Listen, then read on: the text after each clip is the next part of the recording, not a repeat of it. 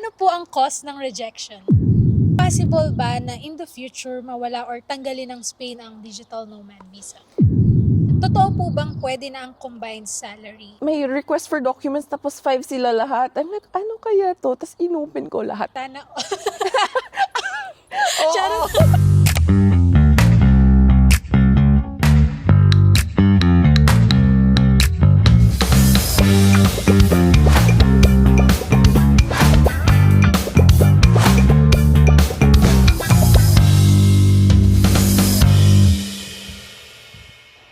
Hi everyone, this is Aliana and welcome back to our YouTube channel. And for today's video, finally, ito na yung Q&A vlog natin with, syempre, meron tayong katabing napakagandang babae. And I know you guys are very excited na magkaroon ng ganitong vlog, like question and answer. Kasi sa past na vlogs natin, syempre, lagi ko ngang sinasabi sa inyo na i-drop nyo yung mga questions nyo, di ba? And syempre, later na yan guys, hindi ko na papatagalin. Gusto ko nang i-introduce sa inyo si Attorney Marian, and she's the founder of Lakbite with more than 800 clients. So, welcome Attorney sa ating YouTube channel. Thank you, Aliana. Hi, guys. It's a lovely pleasure to be here, and I cannot wait for this afternoon's discussion with Aliana and what we will share with all of you. Yes, kasi talagang sobrang daming questions. I know, attorney, sa inyo rin mismo, like sa page, sa group, and even sa email, sobrang daming nagme-message, right? So, dahil nandito si attorney sa Salamanca, syempre, ma-maximize na natin yung time niya, di ba? Tatanungin na natin siya. And ayun, I'm so excited. Pero ayun nga, bago yan guys, ito yung mga questions na frequently talaga naming nare-receive. Dito po ba kayo based sa Spain or sa Philippines po talaga kayo? So, most of the time sa Spain po talaga kami. Nasa Valencia kami now. Pero normally, nagbe-visit din kami sa mga clients namin. Most of them Yes. turn friends, like sila Aliana at si JK. So, right now, nasa Salamanca kami. We'll also have a little meet-up with those who are here on the DNV. Yes, inunahan na namin siya guys kasi bukas pa talaga yung meet-up, but syempre i-maximize na natin yung time, di ba? Yung time na makausap natin at ma-interview natin si Attorney Marian. So, eto pala Attorney, how long na po kayo sa Spain? Medyo matagal-tagal na. We arrived here mga September 2023. So, the DNV really started, like yung mga first approvals lumalabas nun, mga March 2023. So, a few months after kasi we like sinubaybayan talaga namin siya yung growth niya. So when we started, it was also starting like noon sobrang easy pa ng requirements compared to now. Yeah. Parang naabutan nga po namin yun, yung medyo ano na, no? Naging, Yes, oo. naging strict na. Yeah. So, ayun attorney, i-add ko lang, no? Paano po ba nag-start yung Lakbite? Yeah, so before we actually started Lakbite, yung partner ko and myself, we were also working remotely. So we were true digital nomads in that sense na, for example, 1 month nasa Singapore kami, yung isang month, 1 month na naman nasa Japan kami, 1 month nasa Belgium kami. Pero yun nga, napagod kami makaka-apply ng passport ng partner ko kasi at that time, he held the Filipino passport. So sabi ko, dapat may mas permanent way to address this, diba? So yun, like when we started seeing yung mga news about like the digital nomad visa being talked about sa parliament sa Spain, as in sinubaybayan talaga namin, tapos okay. na-release siya. Tapos doon, stinart namin i-process yung papers, ganun. And then at that time, I told myself na like, there's no one who's an expert on the digital nomad visa yet Yes. at that time. So why not let's try to be that person? Yes, Oo. thank you, attorney. Kasi kahit kami nung nagre-research kami, actually, Lakbite lang talaga yung nakikita namin na parang inisip nga namin, pioneer sa mga consultancy, sa agency. So, very trusted and reliable yung Lakbite. Kita nyo naman, kasama na talaga namin si Attorney Marian. And ayun, thank you, Attorney, for explaining that. Magpo-proceed po tayo sa questions, pero bago yung mga most frequently asked questions, dito po tayo sa ano po yung updated requirements or yung main qualifications for the digital nomad visa. Okay, sige. So yung pinaka-basic, I always say, you always have to have a remote job. Yun yung pinaka-important kasi wala ka remote job, you wouldn't be able to come here. Second, of course, you have to meet the income requirement. Okay? And thirdly, you have to make sure that your employer will actually allow you to work remotely from Spain or your client. So yun yung pinaka-basic na requirements. Other important requirements are you either have a degree or 3 years of experience. And if you're applying as a freelancer, we can talk about this more in detail later. Kailangan registered na po kayo sa country nyo as Yes. self-employed. So, pag-usapan natin yan mamaya. Yes, later. Marami-rami to, guys. So, ayun po, ilalagay ko na lang din dito yung pinaka-updated na like yung amount. Income no? requirement. Yeah, income requirement para mas makita nyo. So, next question po, attorney. Saan po ba mas okay mag-apply? BLS or directly here na sa Spain? Okay, etong question na to. So, may history itong question na to. Like, yun yung sasabihin ko. Kasi before, yung mga first year or second year ng DNB, sinasabi namin sa tanong na yan is, it depends. So, at that time, pwede ka mag-apply BLS, pwede ka mag-apply sa Spain. Pero ngayon, I will say, 99% sinasabi namin, it's really gonna be easier dito sa Spain. Oo. Kasi, yung if you apply sa local consulate nyo, pwede naman. Like, hindi ko naman sinasabi na hindi pwede. The only thing is, and ito din sinasabi ko minsan na, sanay naman tayo maghintay eh. Yes. Like, if yung issue lang is maghintay tayo, wala problema yun. Wala problema talaga Sanay yun. na sa Philippines. Sanay tayo sa Philippines, girl. Oh, sanay tayo. Yung problema kasi minsan is nagra-randomly deny sila ng mga tao. Oo. So, kahit kompleto yung requirements, like, randomly nandideny sila. Tapos, alam namin random kasi when those same applicants fly to Spain to apply, na-approve sila with no additional document requests. So, yun yung risk. And minsan, kasi sobrang tagal mag-decide, if you decide na mag-shift ka na, magsa-Spain ka na mag-apply, expire na yung ibang documents mo. So, correct. ulitin mo na lang Ulitin na na naman. from scratch na naman, Oo. yes. So, yun. In short, sa Spain. Sa Spain. Sa Spain. Kasi minsan talaga, attorney, may mga nagsasabi na, bakit po ba dapat dyan? So, dapat po ba tourist visa ka talaga? So, attorney, i-add ko lang, kung mag-apply po sila ng tourist visa, di ba po may mga choices naman. Pero, ano pong, like, masasuggest nyo po ba na direct na talaga sa Spain? Kahit anong, what they call this, Schengen Schengen visa visa. hold nyo, hindi naman, doesn't matter as long as meron at as long as makakapasok kayo sa Spain. Kasi yung application naman, as you know, online, pero you have to show na pumasok na kayo sa Spanish territory. Ayun. Kasi lalo na po ngayon, meron na yung EES. So, may mga, like, before po kasi nung pumasok kami ng Spain, yung tatak lang sa passport, tapos yung boarding pass, yun na po yung proof, di ba? Pero since online nga lang siya, attorney, kasi yung iba napapaisip saan daw ba mag-apply here sa Spain. So, ayun nga, lagi kong sinasabi na wala po talaga kaming alam. Why? Ang lakbait po at si Attorney Marian yung nag-asikaso po ng application namin, like nag-collect lang kami sa Philippines, sinend lang namin kay attorney. Ayun na, para na kaming Disney princess ni JK.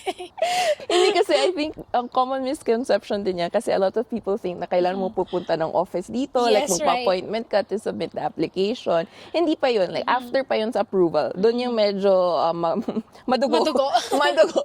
Pero like to apply, hindi, wala. Like kailangan nyo lang mag-arrive sa Spain kahit saan. So pwede kayo Barcelona, Madrid, Alicante, kahit saan, Vigo, ganun. Okay. Oo. Okay, perfect. Thank you so much, attorney. Totoo po bang pwede na ang combined salary? Napatawa ako sa question na yan. Oo, kasi, to be frank, hindi ko pa gusto i-confirm to. Okay. Kasi wala pa kaming successful case in reality. And kahit ako kasi I talk with 5 other fellow DNV consultants. May group chat kami. Yung tawag namin doon, The Fantastic Five. I'm not sure if nakikita niyo online sila. Pablo, Richelle, Lucinda, Yes, Irina. yes, attorney. Oo, so yun yung mga Yes. ka-chat ko everyday. So yun, nagtatanong kami kapag may successful na. And right now, wala pa kami. Like among us, wala pa kaming combined income. Pero, twice na kasi na-confirm yung UHE-head na pwede siya. So, yun, I would say, meron kaming test case, dapat sana this April, pero na-move yung timeline nila sa mga October. So, baka mga November, baka may sagot na kami. Unless may bago mag-engage Yes, na yes. mas maaga Mas yung maaga. timeline nila. Correct. Pero yung sa information po ba doon, like main applicant, kasi ang nababasa ko po sa mga nagdi-DIY, parang yung main applicant, kailangan na meet niya pa rin yung Mm. salary requirement for one. Yes, Ganon. oo. So, effectively, ang mangyayari is magiging dalawang main applicants siya. So, para kayo, as in, like, kayo lahat, you'll get all your degree requirements, Okay. yung income requirements, ganun. So, last time, yung sa conference sa April, sabi nung director na minimum mga 21K euros annually yung na-earn per person para pwede mag-combine. Sa Philippine pesos, last chinek ko, mga 125,000 Philippine pesos minimum. So, hindi pwede na yung isang partner 250, tas yung isa 30. Parang hindi pwede yun. Parang minimum 125 sila dalawa. Oh, okay. Ayun. Pero of course, pwede din to mag-increase in the future. Baka, Correct. kasi grabe yung increase ng Grabe euro nga. to Philippine pesos. Correct, attorney. Alam Oo. niyo po, nung nalaman namin yan, actually, March 2025, nung nag-check pa lang kami ng digital nomad visa, ang euro ay to Philippine peso is 63, right? 63 pesos. Grabe. Ngayon po, 71. 71. Oh, and when we started Lakbite, doon sa like sa website namin, like yung exchange rate, or kahit yung mga older videos, makikita nyo, exchange rate, 1 euro is 61 pesos. Grabe. Wala na yun. Those were the days. Those were the days talaga. Oo. So, ito po, next question. Ano po ang main requirements for remote employees, not independent contractor or freelance? Okay, so yung remote employees, complicated yan. And we get this question a lot. Pero to make it simple, if you're a Philippine employee, and kapag employee, yung minimin namin ni Eliana is yung employer mo yung nag-withhold ng PhilHealth mo, yung SSS mo, yung taxes mo. So, yung totoong employee talaga. Dalawa lang yung option mo. One is that you come from a country na covered ng social security agreement between that country and Spain ang remote workers. Sa Philippines, although may social security agreement tayo with Spain, hindi kasi siya naka-cover ng remote workers. So, X na yung option na yun. Diba? Yung ikadalawang option is that your employer is willing to set up a representative office in Spain. And then pay you social security and payroll through that company.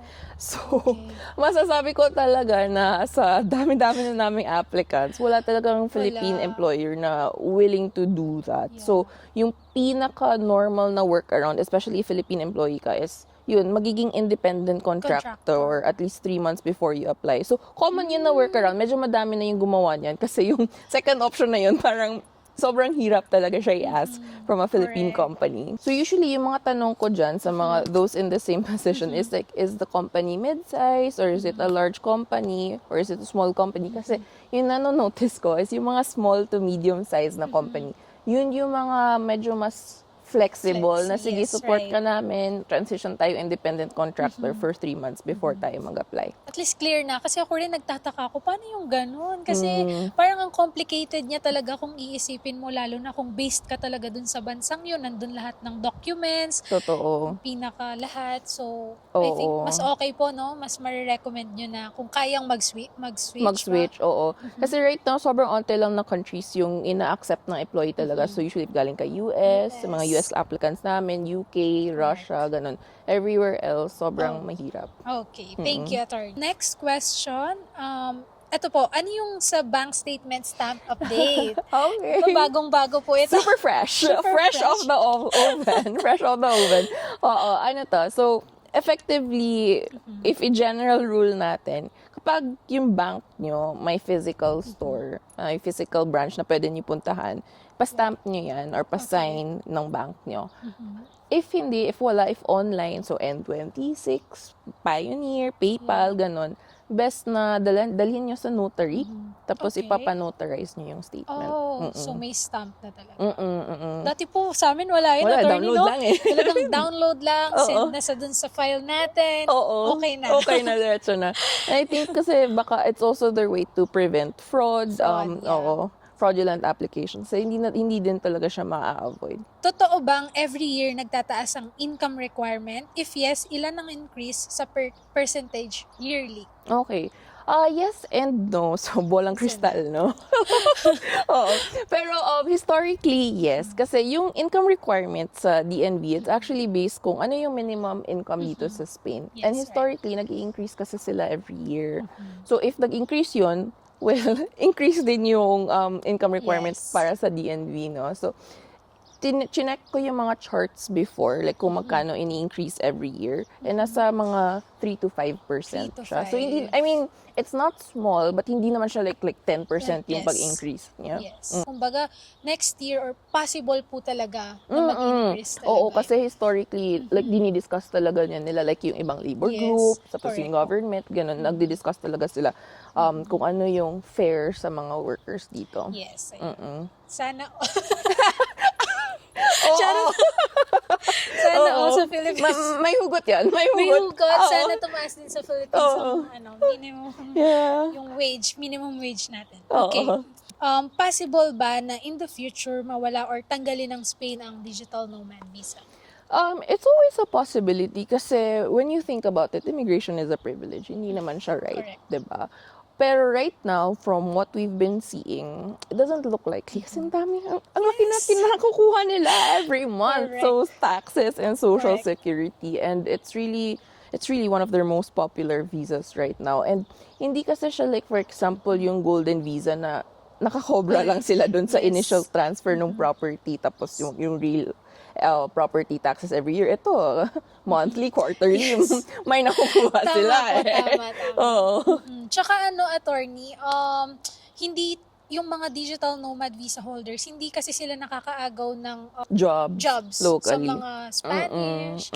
So parang medyo imposible na posible. Yeah, oo. Yes. So, Kasi kahit if tinanong ko ako like a few years ago, if yung mga ibang requirements possible, baka sabihin ko noon na hindi. Eh ngayon, nakikita natin parang Yes, yes. every month or every 2 or 3 months may nagbabago, may nagsistrict na requirements. yes. At saka attorney, ito yung napansin namin before na pagdating dyan sa mga requirements, hindi kasi kami before hindi kami talaga nag-rely sa ChatGPT, hindi kami nag-rely Oo, sa oo. kung ano nakikita namin sa website. Talagang direct po sa inyo kasi alam namin kayo yung parang pag may bagong labas yung talagang meron Nakatutok kayo, kami. nakatutok po kayo, right? Oo, I think kasi ang dami din kasi naming pina-process na application. So if biglang may shift, nakikita namin yung sa UHE kasi wala silang announcement. Yes. Wala pa FYI, ganun. Malalaman mo na lang na nag-change siya kasi yung mga applicants na in process ngayon, may ma-receive kami na additional document request. And yun yung sabi ko kasi ang dami namin pinaprocess. Doon namin makikita na, uy, ito, nagbago na naman Yes, yung nagbago kain. na naman.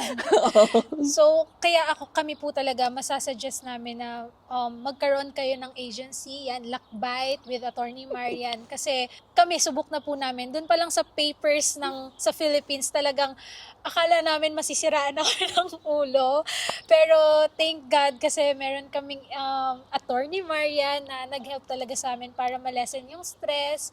Kasi hindi na namin inisip yung pagpasa, yung additional requirements, Yeah. and everything. Kung may digital nomad visa ka na, pero bigla kang nawalan ng work, i-revoke ba ang visa mo agad? Okay, hindi naman. So, normally, if you get it na talaga for 3 years. But, right now, yung pinopost monitor lang nila is na nag-sign up kayo for taxes and social Correct. security after, or immediately after. Isa din yung bagay na change. Kasi before, like, they Yes. weren't as strict. Ngayon, if hindi ka register as soon as possible, sasendan ka ng love letter. Love niyan. letter talaga. Oh, love letter yung tawag Kakabahan ka namin. talaga Oo. eh. Oh, so for example, if kami yung na-process na application, kami yung makaka-receive, lalabas yun doon sa Yes. portal na parang procedure initiated. So Yes. alam na namin yun na parang Ito yung love letter talaga. ito yung love letter nyo. So, yun. So, kailangan talaga mag-sign up as soon as possible. Pero generally, yun yung as of now. Kasi alam naman natin na palaging nagbabago yung rules ng visa. So, sinasabi namin, like, even if you lose a job, try nyo ihanap ng bago na replacement and Yes. try na at least on an annual basis na may-meet yung income. Kasi, sinasabi ko palagi sa applicants ko na gawin natin yung defensible so that if babalikan tayo sa future, like, madi-defend natin, di ba? Yes. Oo. Right. Work experience versus degree pathway. Ano po ang pinagkaiba sa requirements? Degree, definitely much easier. Kasi, papakita mo lang yung degree eh. Wala ka ng thesis. Yes, Which right. usually, kami kasi nag-prepare yung explanation kung bakit related yung experience sa degree.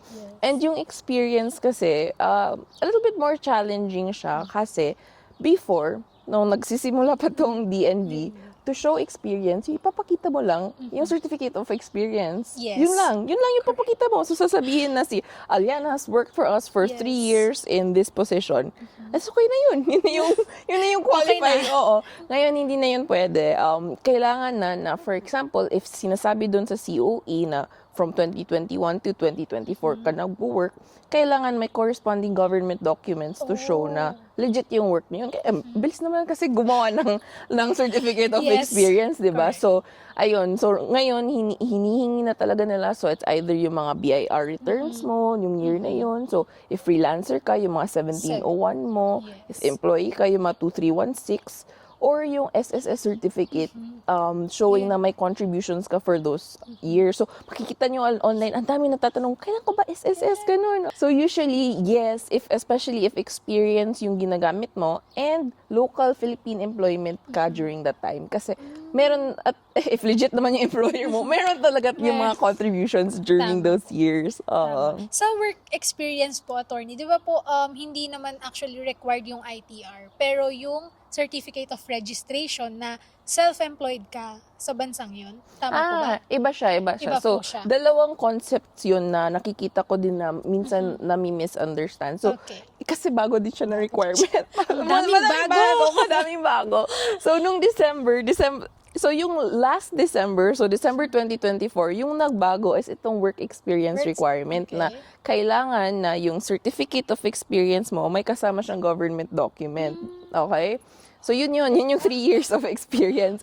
Itong December 2025, yung major din na nagbago is kailangan mo mag-show na registered ka self-employed sa country mo. Okay? So iba yun kasi the reason people sometimes get confused is kasi yung SSS, pwede mo kasing gamitin siya as proof of experience. Yes. Yung mga contributions mo for all those years. So, pwede siya as proof of experience. Pero pwede din kasi siya as proof of registration as self-employed. So, dun nakaka-confusion, if ever. So, yun. So, yung requirement ng self-employed registration is you have to show na self-employed ka sa Pilipinas, for example, or sa UAE, kung galing ka UAE, or kung saan bansa ka galing, at least 3 months before kayo mag-submit na application. Kasi hindi na po namin naabutan yan, Hindi di ba? na, wala na.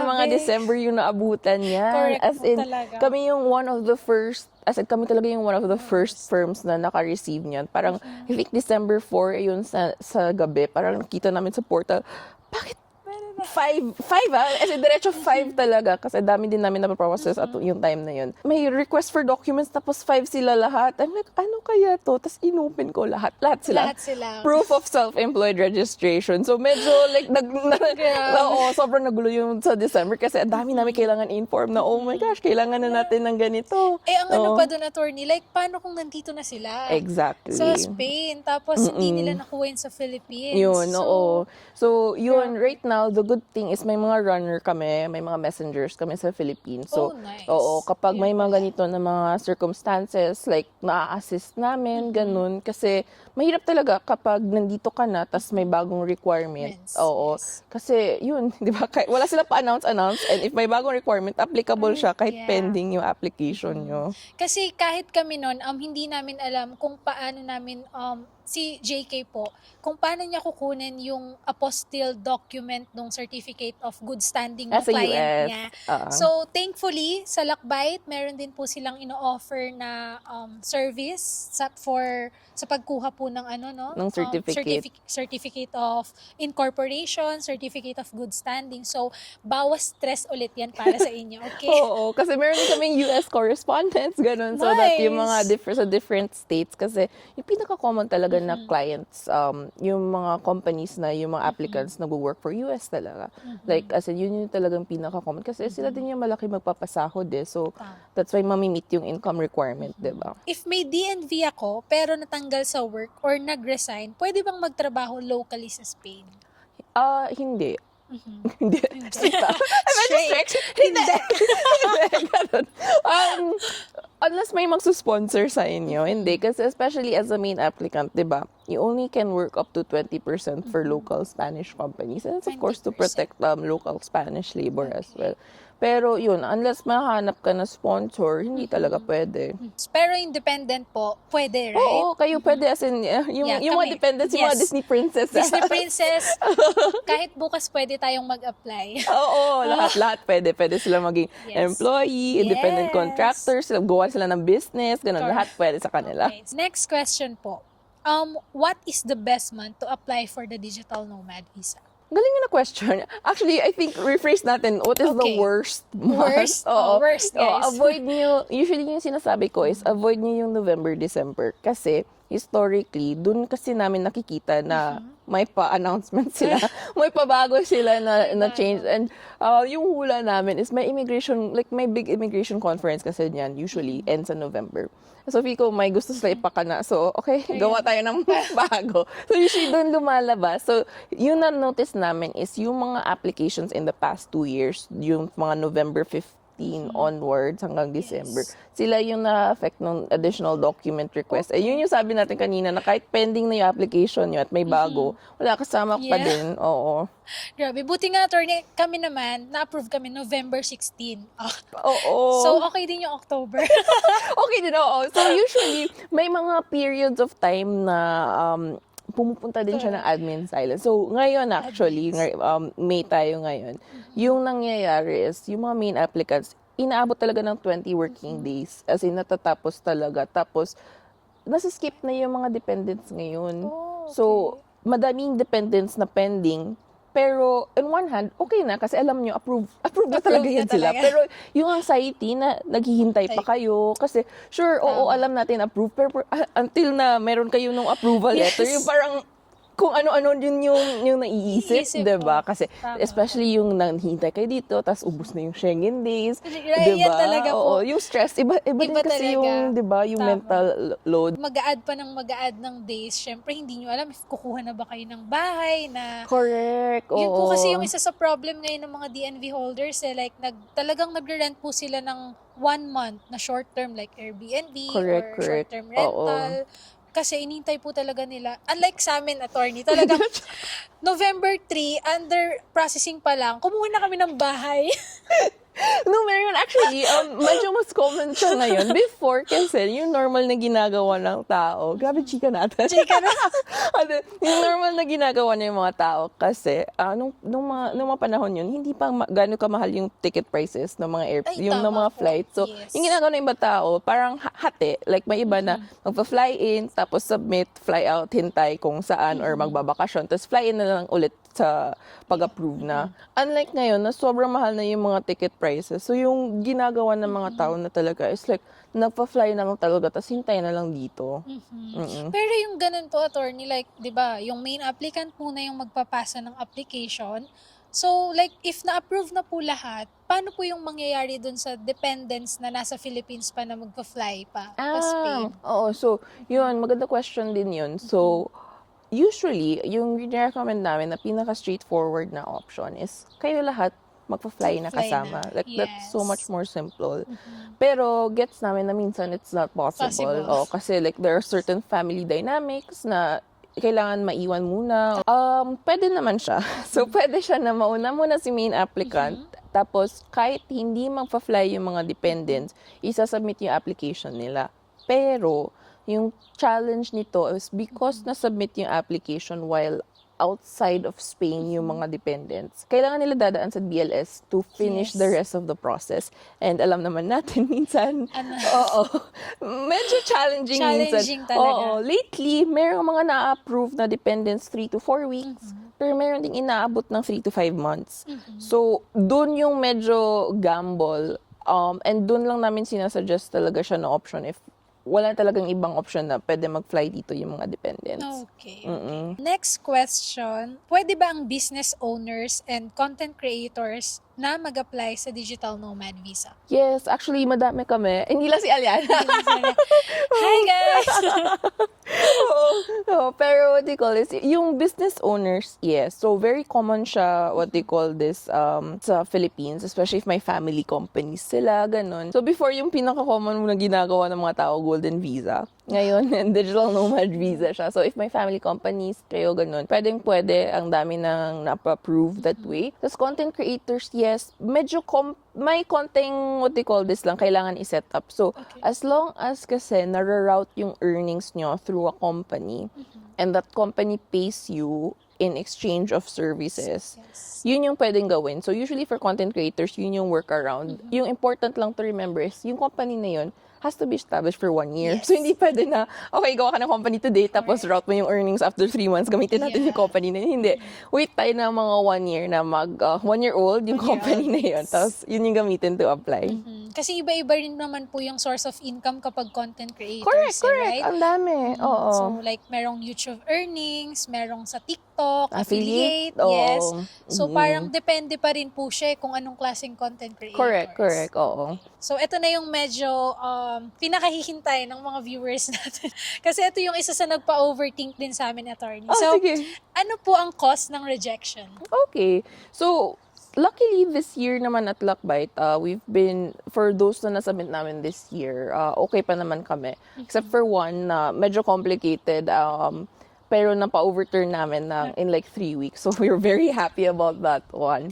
But usually, yung nakikita namin na common causes of rejection is one, either nag-DIY or naggamit ng consultant na hindi masyadong familiar sa DNP. Kasi it's one of those visas na ang daming requirements, and per requirement may requirement. May requirement. Yung Ganun. requirement, may Yung requirement. requirement, may requirement. And hindi ganun kadami yung nagsispecialize in it. Yung second na nakita namin is hindi properly apostilled or properly prepared yung mga documents, especially yung mga certificates of good standing or certificates of incorporation, kasi normal na nare-reject kasi nina-notarize before siya ina-apostle, Yes. which dapat hindi. So, yun, nakikita din namin yan sa mga those who do it yourselves or do it with other consultants. Yung third is more timing. Kasi remember nyo kanina, sabi natin na kapag may bago silang rules, if pending yung application nyo, applicable din siya sa inyo. Okay. And minsan, especially if galing sa Pilipinas yung documents, alam naman natin kung gaano ka-efficient minsan yung to get documents sa Philippines, and hindi nauubusan talaga ng time. Kasi Correct. normally, you have 10 working days to respond to a document request. And then kami, we usually automatically nagpa-file kami niyan ng extension, so may additional 5 working days. And even then, if nanonotice namin na may mga document requests na so for example, ngayon yung bank statements, tapos may lalabas dun sa portal na, uy, may document request, hindi namin ina-open agad. Parang mas more time pa, like even beyond yung 15 working days. So, mas more time pa yung applicant. So sinasabi na namin, uy, may notif tayo. Like, ito yung possible na yung naman nito. So, gagawin muna natin to para pagbukas natin, prepared na tayo. Oo. Tsaka meron pa po akong nabasa sa update nyo sa website or sa group po. Ito, lalagay ko rin po yung group na kung saan kayo pwedeng mag-join. Ayun po, meron po kasi yung sa fraud. So, yun po yung minsan cause ng rejection na parang very strict yung uhe. Obviously, wala kami noon.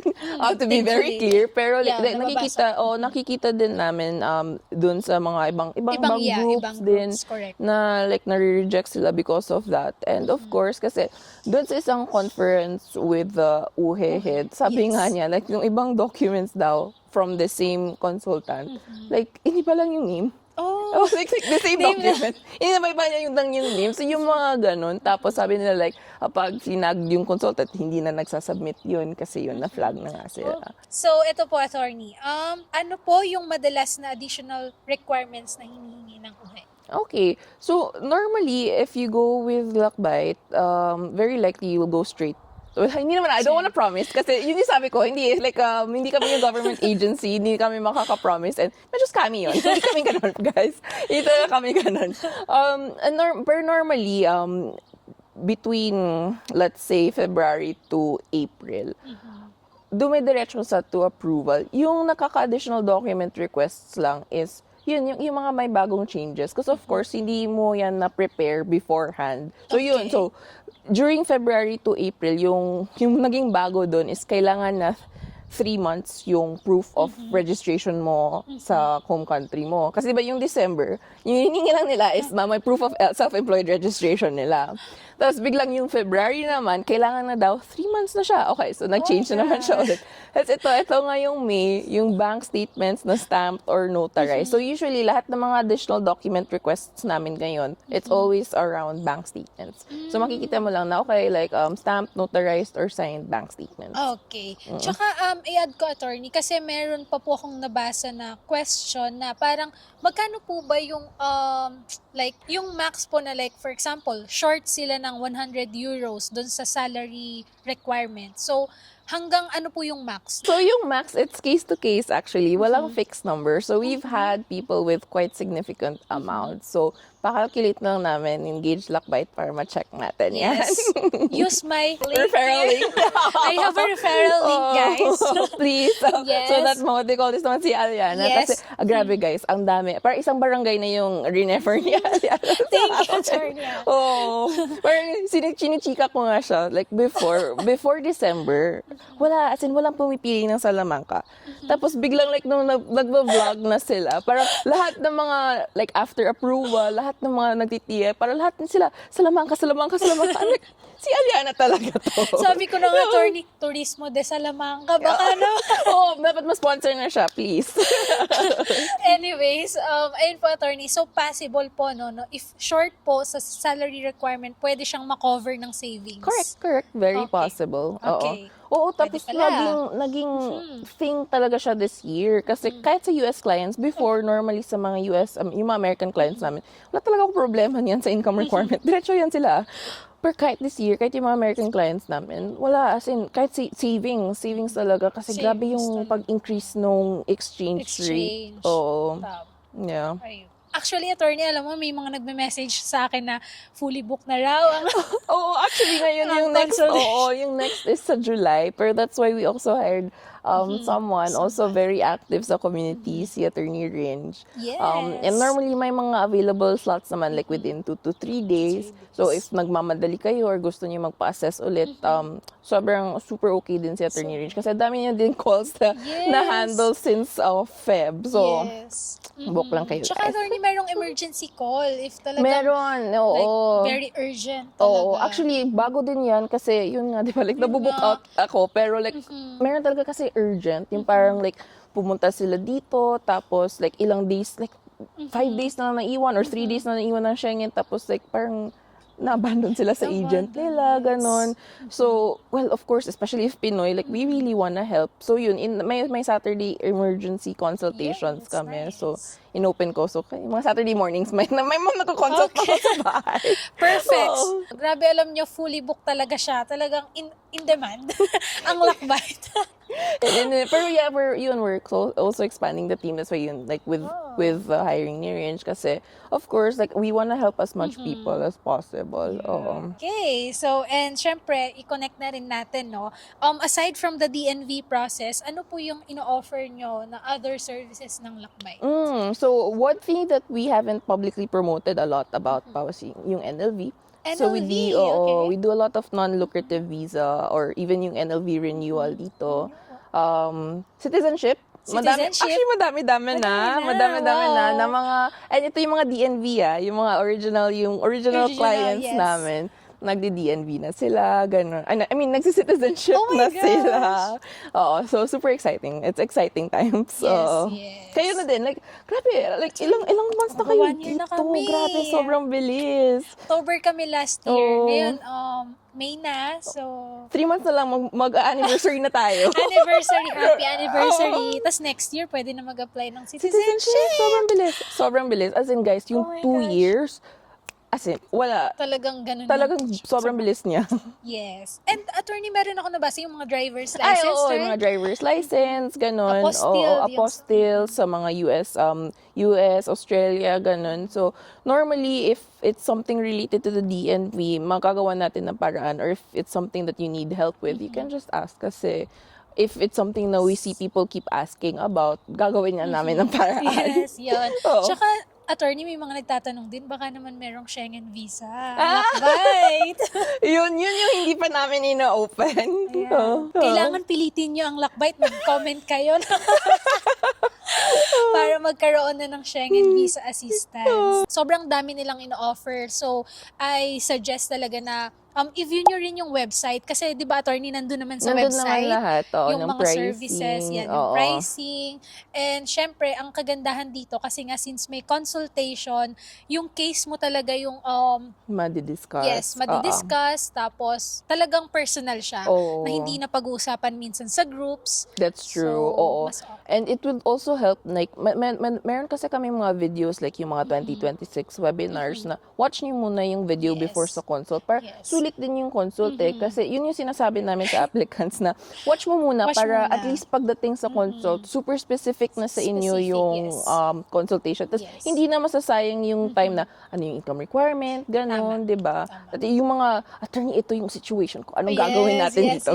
Ganon. Ganon na yung mga questions. Yes, ano na Oo. talaga yung sa case mo na mismo, like kung ano yung strategies for that. Tsaka alam nyo, ito pa yung napansin namin before ni JK Attorney. Kasi nung nag-aasikaso kami ng papers, alam nyo sabi ko, kaya natin yung i-DIY. Tapos nung nag-consultation kami kay attorney, alam nyo, hindi talaga siya nag-gatekeep. Nag-gatekeep ng information kasi dun sa consultation, lahat ng questions na talagang nahirapan kami, talagang sinabi dun sa meeting namin with her. So, ayun din, isa sa pinaka-grateful ako kasi nung sinabi mo yung mga gagawin namin dun sa consultation, sabi namin, DIY natin to kasi sabi ni attorney, ganito naman. Pero hindi pa rin pala. Talagang mas okay pa rin po pala talaga na nag-avail kami sa inyo kasi sobrang bilis, sobrang smooth din na naging process. Like, na-receive na lang namin yung email. Guys, congratulations! Approved na kayo! 3 years! Oo, yeah. Hindi kasi, like, at the same time, yung DNV community, NLV community sa Spain, it's both big and small at the same time. As, like, malalaman yun yan kapag punta na kayo dito. Like, everyone knows everyone, I would say. Like, it's both Correct. big and small at the same time. So, we always want to lead with integrity. Like, and also, we also want to help people get here. Like, if you get our service, then Yes. that's amazing. Yes. If not, then that's fine. As long as you make sure na research kayo ng maayos, if you do it yourselves. Kasi, Yes. I would think it would take around at least mga 80 to 100 hours of solid research to really make sure na updated kayo sa requirements, or if kukuha kayo ng ibang service provider, hopefully kami yon. Yes, Pero if hindi, lakbay. if iba, like, i-research nyo na maayos na Yes. expert sila nito, magaling, and not only, like, willing sila to help if magkaka-issue, and alam nila paano magka-help. Kasi iba din naman if willing, pero if hindi alam paano yung Yes. sikot-sikot, mahirap din. So, Yes. yan. We really will try to get your case approved. As long as Yes. legal, guys. Legal, yes, tayo. correctly. Please. Baka isipin nila. Hindi. If gusto nyo, like, hindi, we're not that agency. yeah. If gusto nyo hindi legal. Pero as long as kaya, as long as Kaya. within the rules, as long as may makukuha tayo, gagawin talaga namin lahat. And madami ng instances talaga. Yung Madami parang like ganun. unsurmountable odds. Tapos yung magagawa ng paraan. Yun, yung sabi ko kanina, yung nangyari this year, it was a family. They came to us a little bit late, pa-holidays na, like 2 weeks before they fly out. So, medyo na-stress kami mag-collect ng documents. Tapos, on their 21st day, dapat approved na by administrative silence and nag-request na din kami na bigyan sila ng additional document request. So, kinumply namin. Tapos, nabigyan na naman sila ng second additional document request na super unrelated dun sa first. So, sabi ko, medyo may iba talagang applicants na hindi sila swerte sa mga ganun. Like, nahihit talaga sila ng mga ganito. And, of course, comply na naman kami ulit. Tapos, ginamit namin yung mga runners sa Philippines, ganun. So, nag-submit na kami. Tapos 2 weeks passed by, tapos send lang kami ng administrative silence request kasi sobra-sobra na yung... Sobra na. Sobra na yung, like, over and over the days na sila. So, like, like, within 2 weeks, 5 admin silence request kami. Kasi, for this client, sabi ko, second request for documents na tayo. Susulitin na natin yung mag-admin silence. Eh, na-deny sila, girl. Kasi sabi ng UE na, hindi daw kami nag-submit. I'm like, hindi ko na-submit. Ang dami namin sinubmit na. Ito yung mga filing receipts. So, yun, like, nagawa namin ng paraan. Like, mga 3 weeks after like, nung Galing. gumawa kami ng legal na paraan. Legal, eh. Oo. Lumabas dun sa portal na approve sila by administrative Wow. silence. Yun. So, guys, yun ganun. Like, we really try, pero please, legal tayo. Yes, legal. So, Oo. ang galing, di ba? May mga ganong mga... Mga moments talaga. Yes, moments talaga. Yes, ito na guys. So, for our last questions... Ay, last na pala tayo. Yes, attorney, last Okay, na. grabe Parang na. ang bilis. Ang bilis. Sobrang chika-chika na tayo. Mamaya, Oo. attorney, ihaw na tayo. Joke. So, ito, for our last question po, why choose Lakbite? Ayun, so I think we've had over like 800 approvals already. So we do have the experience. But beyond that, I want to say na at Lakbite, we'll really try to get you approved. Okay? And I think that's one thing that would set us apart from others, yung persistence to make sure at hindi iniiwan sa ere. Like hindi kayo ma-abandon kung kahit paano. Like gagawin talaga namin ng paraan. And of course, there are cheaper consultants, there are more expensive consultants, but it also really pays to have someone na madami na experience. Kasi as you mentioned na makikita mo talaga na kung ano na yung what has worked, what is not Yes. working, or what could possibly be a workaround. Kasi medyo madami-dami na din guys. Oo. 800 ba naman? Oo. Pero actually ngayon, like, chinek ko yung portal namin. Nasa 1,000 na yung current. Pero yung 800 yung approvals pa. Papunta pa tayo dun, guys. Pero yun. And if pricing is an issue, meron naman kami mga installment, guys. Installment. So meron may iba mga free. Tapos if hindi talaga kaya, pwede natin yan i-stretch to 6. Oo. Pero yun, like, we will really try to get you. And I think, hindi lang siya sa approval itself, it's also what comes after. Kasi because ang dami na naming applicants, so like, pagdating dito, may mga communities na din. Especially if you're wondering na, uy, pupunta ako sa Spain, wala kaming kilala, ganun.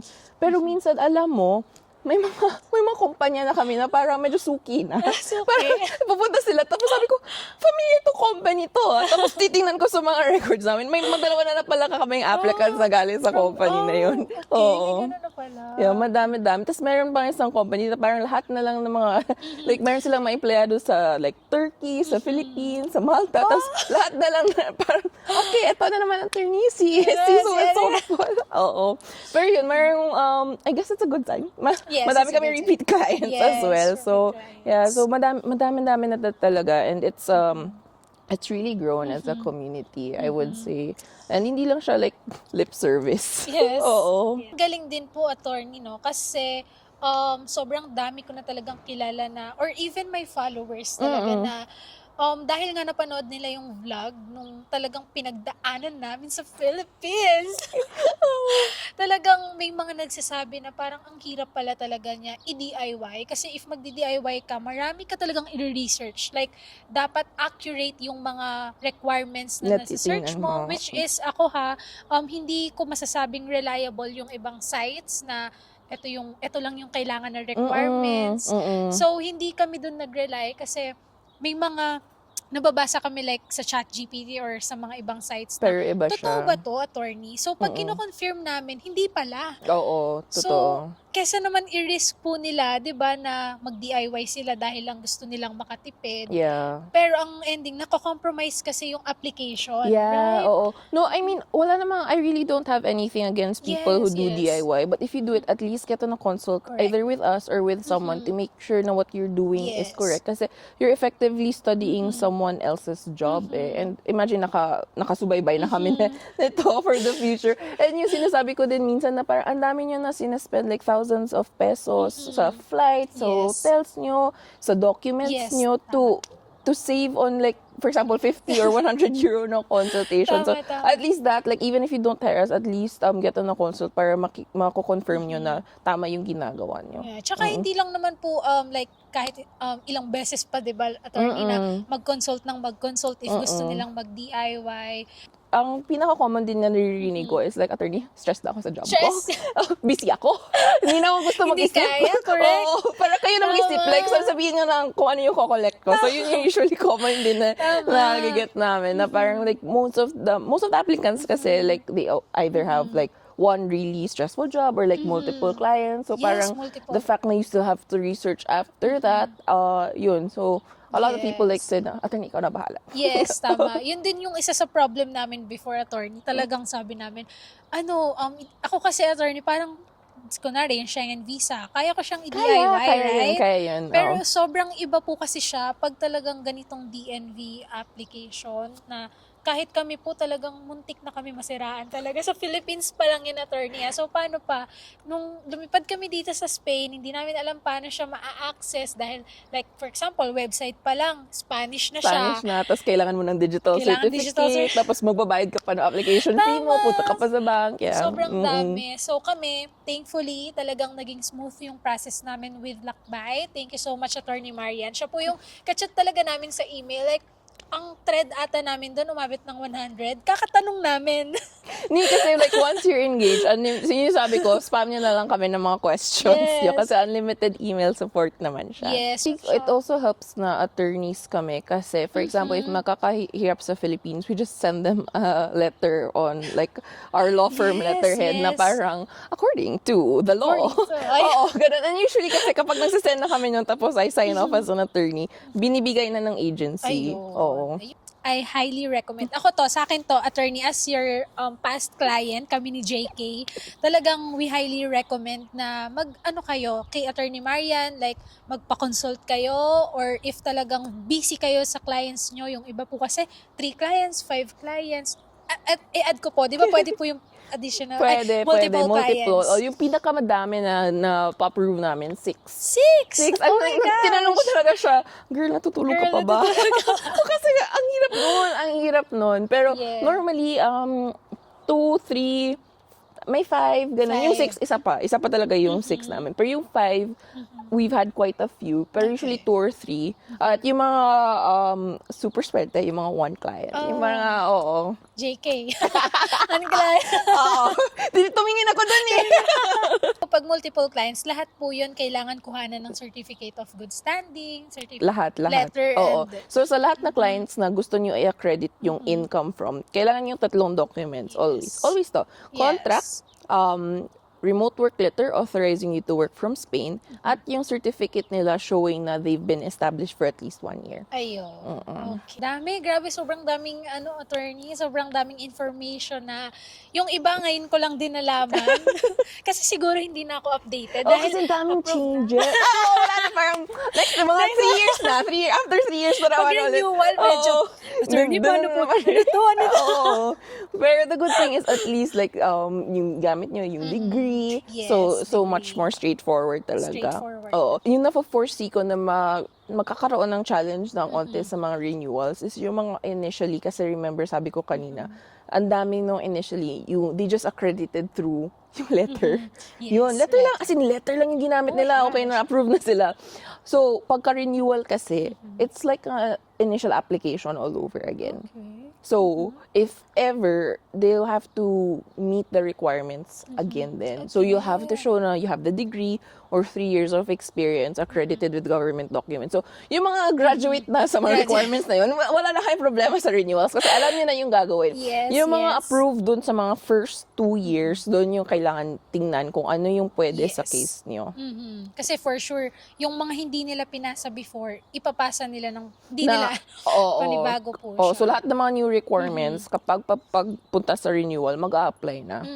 Ayun. Meron pa, attorney, kasi nung dumating kami dito, wala talaga kaming alam. If like mag-a-apply na sila dito, pupunta na sila dito, ano po yung mga dapat nilang i-ready bago sila lumipad? Oo. Would be very helpful if kahit yung basic na Spanish, mag-practice kayo. So yung mga normally na ginagawa ng mga tao is Instituto Cervantes sa Manila. Sa Manila. Oo. Okay. Tapos may mga online sessions sila. Yung iba din na popular options is yung italki or Preply, ganon. So, kahit basic na Spanish so that, for example, pupunta kayo ng groceries, alam niyo ano yung sasagutin niyo kapag Basics. tinatanong kayo, bolsa? Pagar con tarjeta. Sí. Contareta, por favor. Yan ang, Oo. yan ang mga una naming natutunan. Oo, yeah. So yun. So, hindi naman siya required. Hindi siya required for the application. But Hindi it will make your life easier here. Yun yung Yes. sasabihin ko. So, ayun, if may time kayo, habang nagpe-prepare kayo or nagkaroon pa lang kayo ng idea sa Digital Nomad Visa, mag-aral na kayo ng Spanish. So, ayun, ang kagandahan, attorney, kasi yung Spanish, kahit papano sa Tagalog and English, meron May mga siyang, di ba, words, words may mga talaga. words. And especially if Bisaya din kayo tulad sa akin, daghan kayong mga words po na pwede nimo gamiton. Ayan. Ako hindi ko yun naintindihan. Marami kayong words na extra, so on top sa Ayun. Tagalog. I think dito na natin tatapusin, di ba guys? Sobrang, nag-enjoy ba kayo? I know, yes. Yes. Yes. Yes, agad. Oo. Tayo lang din yung nag-yes. So, hopefully, Yes, oo. hopefully. Oo. Thank you agad. And ayun, thank you so much guys for watching this vlog. Sobrang special nitong episode na to. Kasi ito yung mga talagang tinatanong sa channel natin, tinatanong even sa groups, sa other groups. And bago natin i-end yung vlog, syempre i-highlight muna natin yung mga pages ng Lakbite kung saan pwede kayong mag-subscribe, mag-follow, mag-like kasi every week talagang may update na video. Content creator na po si Attorney Marian. Oo. Medyo challenge siya, guys, pero try natin. Okay. Pero marami na pong post or pag may bagong updates, pinopost po agad yan ng Lakbite. And syempre, if magbubook kayo ng consultation, syempre guys, ilalagay ko yung link because I have a referral link.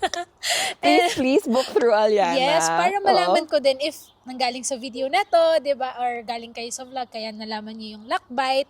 And or if mag-email kayo kay attorney, 'di ba? Pwede naman pong mag-email kasi responsive naman din po sila pagdating sa email if may mga questions kayo. And kayo po attorney, meron po ba kayong last na message sa future na mga mag-a-apply? Yes, our future co-DN visa dito sa Espanya. Yeah, so if before booking the call yun, like watch the videos, do your Yes, research para very specific na, sulit na yung calls nyo para diretso na tayo. Thank you so much everyone and thank you so much Attorney Marian. Party na. No, but thank you, Aliana, as well for Yes. inviting me for this episode. And thank you so much, everyone, for staying until the end. Feel ko like in-expect namin mga 20-30 minutes na. Yeah, actually more than a third. Almost 1 hour. Almost 1 hour yung chikahan namin. Grabe.